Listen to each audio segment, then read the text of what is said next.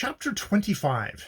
A few days after the entertainment at Willowsmere, and before the society papers had done talking about the magnificence and luxury displayed on that occasion, I woke up one morning, like the great poet Byron, to find myself famous, not for any intellectual achievement, not for any unexpected deed or heroism, not for any resolved or noble attitude in society or politics. No, I owed my fame merely to a quadruped. Phosphor won the Derby. It was about a neck-and-neck contest between my racer and that of the Prime Minister, and for a second or so the result seemed doubtful.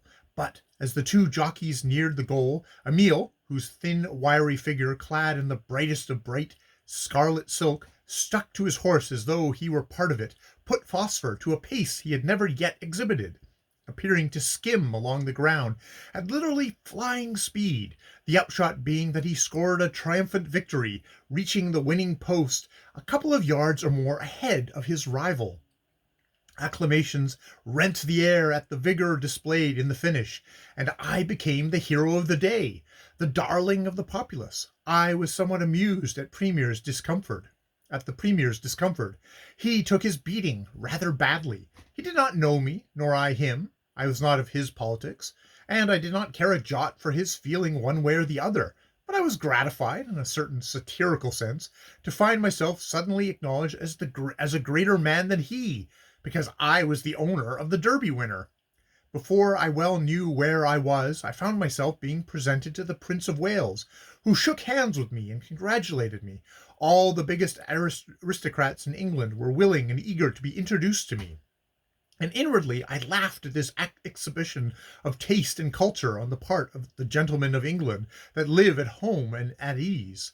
They crowded round Phosphor, whose wild eyes warned strangers against taking liberties with him, but who seemed not a whit the worse for his exertions, and who apparently was quite ready to run the race over again with equal pleasure and success. Emile's dark, sly face and cruel ferret eyes were evidently not attractive to the majority of the gentlemen of the turf, though his answers to all the queries put to him were admirably ready, respectful, and not without wit. But to me the whole sum and substance of the occasion was the fact that I, Geoffrey Tempest, once struggling author, now millionaire, was simply by virtue of my ownership of the Derby winner famous at last.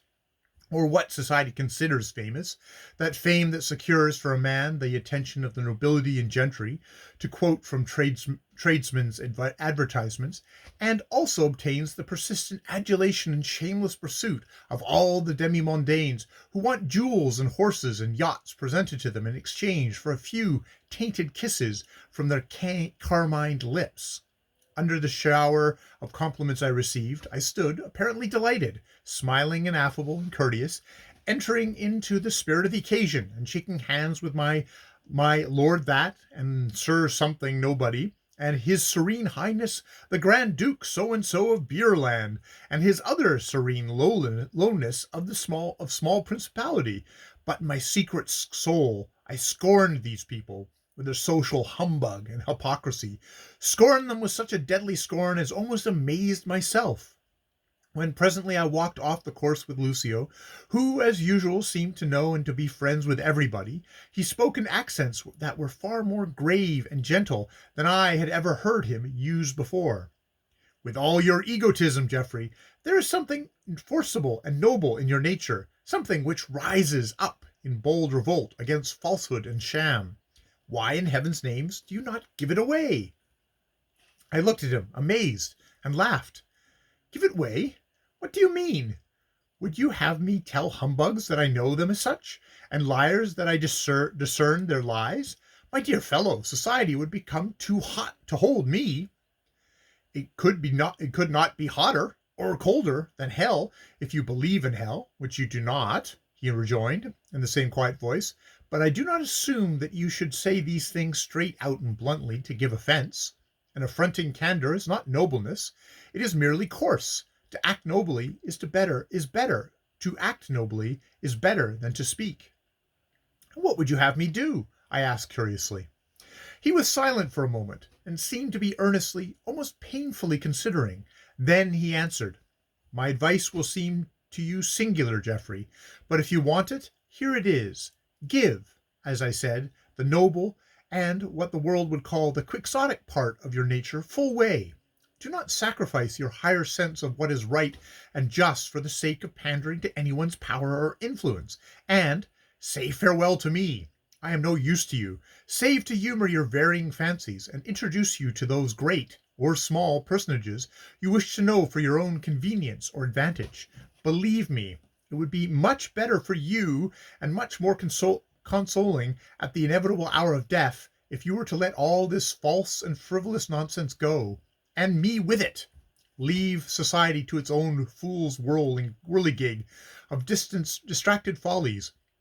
Put royalty in its true place, and show it that all its pomp, arrogance, and glitter are worthless, and itself a nothing compared to the upright standing of a brave soul in an honest man. And, as Christ said to the rich ruler, sell half that thou hast, and give to the poor. I was silent for a minute or so out of sheer surprise, while he watched me earnestly, his face pale and expectant. A curious shock of something like compunction startled my conscience, and for a brief space I was moved to a vague regret that with all the enormous capability I possessed of doing good to numbers of my fellow creatures with the vast wealth I owned, I had not attained to any higher moral attitude than that represented by the frivolous folk who make up what is called the upper 10 of society. I took the same egotistical pleasure in myself and my own doings as any of them, and I was to the full as foolishly conventional, smooth-tongued, and hypocritical as they. They acted their part, and I acted mine. None of us were ever our real selves for a moment. In very truth, one of the reasons why fashionable men and women cannot bear to be alone is, that a solitude in which they are compelled to look face to face upon their secret selves becomes unbearable because of the burden they carry of concealed vice and accusing shame. My emotion soon passed, however, and, slipping my arm through Lucio's, I smiled as I answered. Your advice, my dear, would do credit to a Salvationist preacher, but it is quite valueless to me because impossible to follow. To say farewell forever to you in the first place would be to make myself guilty of the blackest ingratitude. In the second instance, society, with all its ridiculous humbug, is nevertheless necessary for the amusement of myself and my future wife.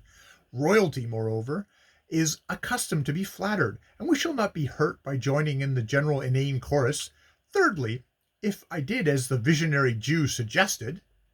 What visionary Jew? He asked, his eyes sparkling coldly. Why, Christ, of course, I rejoined lightly. The shadow of a strange smile parted his lips. It is the fashion to blaspheme, he said, a mark of brilliancy in literature and wit in society. I forgot. Pray go on. If you did as Christ suggested.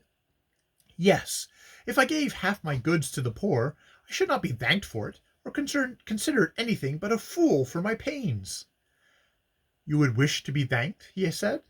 Naturally, most people like a little gratitude in return for benefits. They do, and the Creator, who is always giving, is supposed to like gratitude also, he observed. Nevertheless, he seldom gets it. I do not talk of hyperphysical nothingness, I said with impatience. I am speaking of the plain facts of this world and the people who live in it. If one gives largely, one expects to be acknowledged as generous, but if I were to divide my fortune and half of it out to the poor, the matters would be chronicled in about 6 lines in one of the papers, and society would exclaim, "What a fool!" Then let us talk about it. Let us talk no more about it, said Lucio, his brows clearing, and his eyes gathering again their wonted light of mockery and mirth. Having won the Derby, you have really done all the 19th century civilization expects you to do, and for your reward you will be in universal demand everywhere. You may hope soon to dine at Marlborough House, and a little backstair influence and political jobbery will work you into the cabinet if you care for it. Did I not tell you that I would set you up as successfully as the bear who has reached the bun on the top of the slippery pole, a spectacle for the envy of men and the wonder of angels? Well, there you are, triumphant, a great creature, Geoffrey. In fact, You are the greatest product of the age, a man with 5 million, and owner of the Derby winner. What is the glory of intellect compared to such a position as yours? Men envy you, and as for the angels, if there are any, you may be sure they do wonder. A man's fame guaranteed by a horse is something indeed to make an angel stare." He laughed uproariously, and from that day he never spoke again of his singular proposition that I should part with him, and let the nobler nature in me have its way. I was not to know that he had staked a chance upon my soul, and lost it, and that from henceforth he took a determined course with me, implacably on